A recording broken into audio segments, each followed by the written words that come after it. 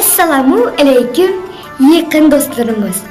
Bugun bizning uydagi qaydlarimiz degan mavzuda suhbatimizni boshlaymiz.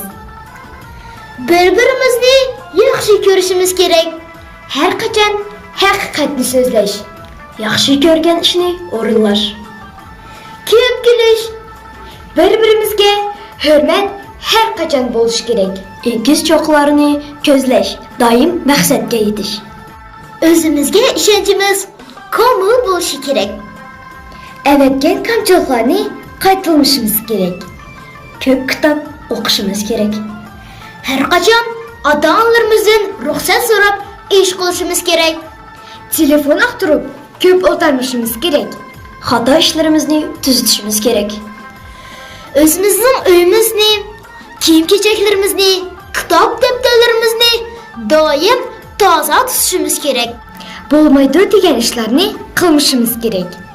Fikrlarimizni yaxshi ko'rishimiz kerak. Aqinat do'stlarimiz bilan doim inoq bo'lishimiz kerak. Biz har qachon uydagi qaydlarimizga beqinishimiz kerak va asdan tutishimiz kerak.